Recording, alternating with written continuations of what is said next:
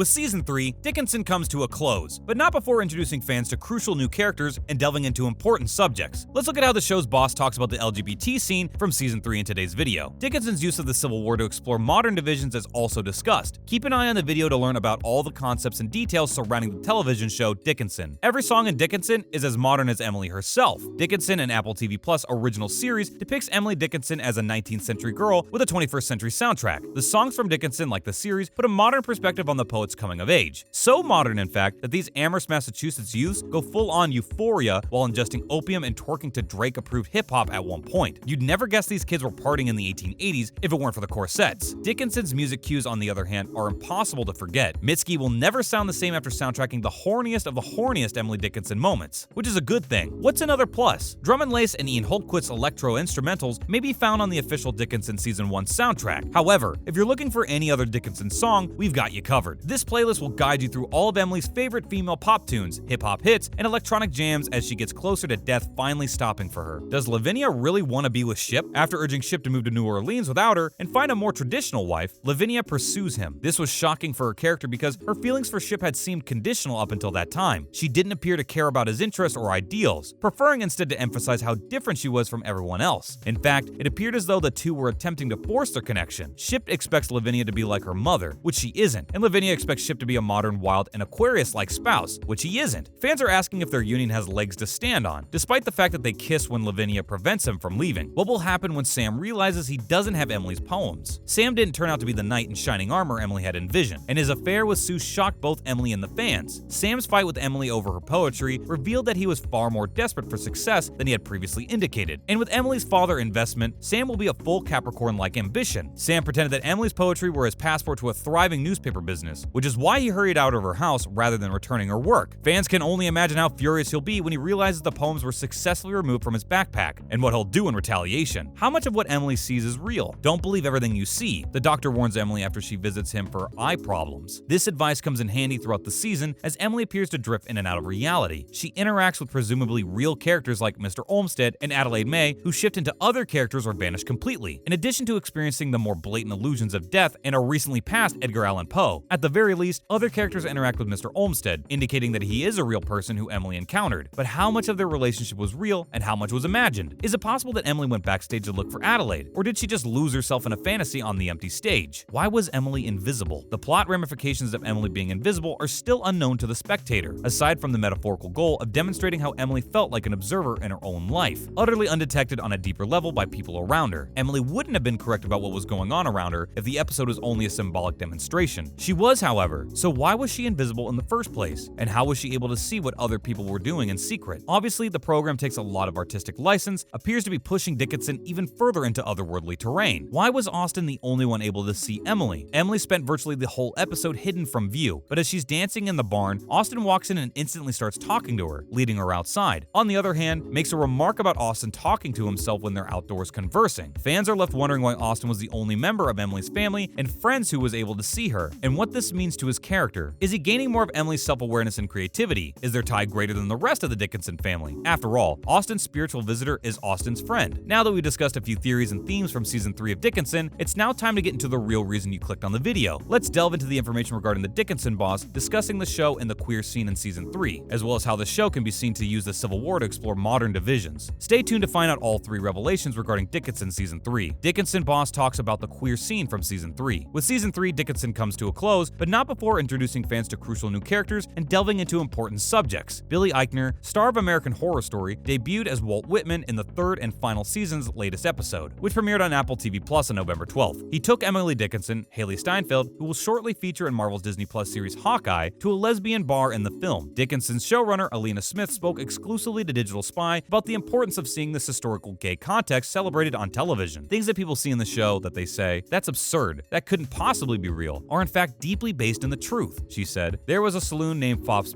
Cellar that Walt Whitman would attend," Smith said when asked about the scene's real-life influence. "It happened on New York City's Bowery. Whitman, who worked as a nurse in a Civil War field hospital, would perform his rounds during the day and then head to Pfaff's at night to let off steam. The third season of the period drama is really pushing Emily more to identify her sexuality," according to Smith, building on Emily's growth in the first two seasons. Oh, in the 1850s, they didn't even have the same labels and categories for sexuality that we have now. We all agreed in previous seasons. So she's a bit fluid fluid, similar to how today's kids may be a little fluid or unwilling to declare their gender. However, I believe that by season 3, we were all thinking, okay, yeah, but no. It's time for Emily Dickinson to claim her queerness, to own her relationship with Sue, to say, I'm homosexual, or something close to it. So it is incredibly essential for Whitman to take her to an openly gay location and show her that this is a world that exists and that she deserves to be a part of. And it's part of, I believe, a core theme of Emily's journey in season 3. Dickinson uses the Civil War to explore modern divisions. Dickinson, the psychedelic, funny, and intensely impassioned Apple TV Plus series starring Hailee Steinfeld as poet Emily Dickinson, has always been about far more than Dickinson herself. The series covers a variety of topics, including women in creativity, sexuality, fame, privileges, race, and art as bulwark against despair. The third and final season, which premiered last week and will conclude on December 24th, is set in the years leading up to the Civil War. This was a particularly creative period for the poet, yet she remained at home in Amherst, Massachusetts, as she often did. It also marked the start of her communication with Thomas Wentworth Higginson, an abolitionist author and activist whose role as colonel in the first authorized Union Army regiment of former slaves provided Smith with a historical foundation for a contemporary discussion of racial relations. Season 3 was hashed out by writers from all throughout the United States. Smith, her husband, and their twin children fled to her parents' home in the Hudson Valley when the world went into a blockade in the spring of 2020. The similarities between her and Dickinson, who never left her childhood home, were simply too striking. I was writing in my parents' basement in the middle of the country, Smith said in a video call from Los Angeles. Sometimes I saw a small snake or bird outside my window. Once a mouse ran through the room, I thought, this is a little bit too much cosplay, even for me. Smith also talked about the cruelty of Dickinson's writing and the links between the COVID-19 pandemic and the Civil War in the interview. There you have it, all the information you needed to know regarding the queer scene and appreciation on Dickinson, and what the big boss had to say about this. We also delved into a number of themes and theories about the third season we just saw. Leave us a comment below whether or not you'd watch the third season, and if you did you have any themes or theories to inform us with? Thanks for watching.